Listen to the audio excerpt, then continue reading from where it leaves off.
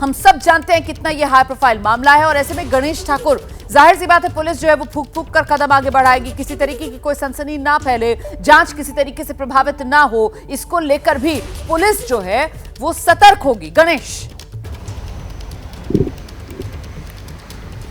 जी बिल्कुल, देखिए पुलिस इतना हाई प्रोफाइल मामला है, पुलिस की आलोचना हो रही है, विरोधी पार्टियां जिस तरह से दबाव बना रही हैं और राज्य के मुख्यमंत्री राज्य के गृह मंत्री हैं, तो कहीं ना कहीं पुलिस जल्द से जल्द मामला सुलझाना चाहती है, लेकिन गलती करना नहीं चाहती। अगर कोई गलती हुई, कोई गलत आरोपी पकड़ा गया तो कोर्ट में सवाल उठेंगे और उसके ज़रिए पूरी सरकार पर सवाल उठेंगे कि क्या गलत आरोपी पकड़कर इस जांच को अलग दिशा देने की कोशिश पुलिस कर रही है। इस वजह से मुंबई पुलिस की 20 टीमें बनी हैं। इससे पहले हम इतने हाई प्रोफाइल केसेस देखे, लेकिन इतनी बड़ी संख्या में टीम बनाना बहुत कम हुआ है। ये बताता है कि मुंबई पुलिस को इस मामले की गंभीरता को देखते हुए एक अर्जेंसी है। नहीं, यहाँ तो गणेश ठाकुर, काम कर रही गणेश ठाकुर यहाँ तो कोर्ट के सामने गलत आरोपी को पकड़कर लेकर जाने के चांस इसलिए कम हो जाते हैं ना, क्योंकि पुलिस के पास तो जिंदा गवाह हैं। वो 2 मेड्स जो सैफ अली खान के घर पर काम करती हैं, जिन्होंने रात में इस शख्स को देखा, खुद सैफ अली खान जिनकी इस शख्स के साथ हाथापाई हुई, तो ऐसे में जाहिर सी बात है इस शख्स को कोर्ट में लेकर जाने से पहले तो इसकी शिनाख्त भी करवाई जाएगी ना। गणेश जी बिल्कुल, और इसी वजह से अब इस संदिग्ध को लाया गया है तो उसके बाद वेरीफाई किया जाएगा। उसने दावा किया है कि मैं वो नहीं हूँ और पुलिस को भी लग रहा है कि वो नहीं है, लेकिन पूरी छानबीन की जाएगी। जैसे मृत्युंजय ने बताया कि वो कल बीती रात कहाँ था, जैसे सूरज ने बताया कि वो उसका प्रोफाइल क्या है, हिस्ट्री शीटर है तो उसके कौन से केसेस हैं, तो ये तमाम चीज़ें देखी जाएंगी। लेकिन मुंबई क्राइम ब्रांच और मुंबई पुलिस ये साफ कह रही है कि आरोपी आइडेंटिफाई हो गया है।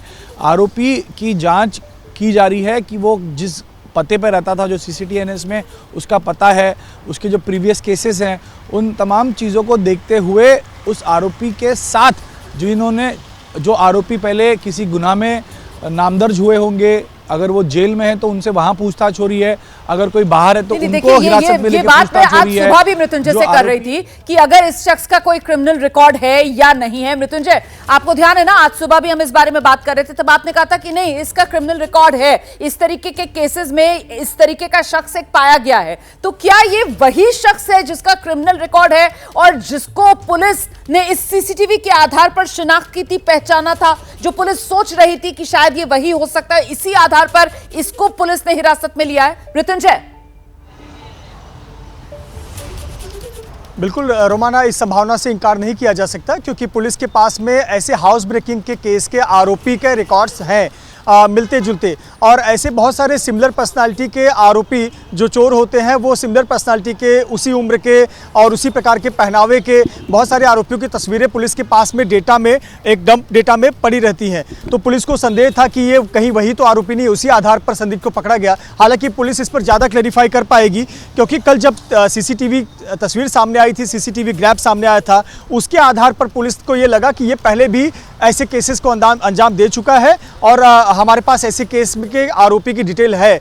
तो क्या उसी आधार पर इस व्यक्ति को पकड़ा गया, जिसको अभी ताज़ा हिरासत में लेकर पूछताछ की जा रही है। अब इस पर स्पष्टीकरण तो पुलिस दे पाएगी, लेकिन इस बीच मुंबई पुलिस ने ऑफिशियली एक लाइन का एक वाक्य जारी किया है। उसमें यह कहा गया है कि no arrest as of now, यानी कोई भी आधिकारिक गिरफ्तारी नहीं हुई है। तो पुलिस का अभी भी काम, यानी हम कह सकते हैं हाथ खाली है और अभी भी पूछताछ ही कर रही है, हिरासत में लेकर पूछताछ कर रही है। टीमें ग्राउंड पर काम कर रही हैं, अलग अलग जगह पर कैंप करके टीमें जो है आरोपी तक पहुंचने का प्रयास कर रही हैं, अपने अपने इंटेलिजेंस के आधार पर आरोपी तक पहुंचने का प्रयास कर रही हैं। तो कुल मिलाकर नील बटे सन्नाटा, यानी पुलिस के हाथ अभी भी खाली हैं और प्रयास यही है कि आरोपी को जल्द से जल्द पकड़ा जाए। जी, एक बार जल्दी से सूरज का रुख कर लेते हैं। सूरज, मतलब अभी स्थिति वही नीलबटे सन्नाटा वाली। गिरफ्तारी तो देखिए पहले भी किसी की हुई नहीं थी, हिरासत की बात कही जा रही थी और अब हिरासत में पुलिस ने लिया है। तो बहुत मुमकिन ये कि CCTV में इस आरोपी को देखकर पुलिस जो इसको समझ रही थी, शायद पुलिस ने उस शख्स को हिरासत में लिया है और उससे पुलिस पूछताछ कर रही है। लेकिन ये दोनों शख्स मेल नहीं खा रहे, मतलब ये दोनों व्यक्ति एक ही नहीं है, और इसका मतलब ये कि पुलिस अभी भी खाली हाथ। सूरज, जी बिल्कुल, देखिए हर एक कड़ियों को जोड़ने का काम ही तो मुंबई पुलिस कर रही है और ऐसा क्लूलेस इन्वेस्टिगेशन है पुलिस के सामने ऐसे हाईटेक ज़माने में भी।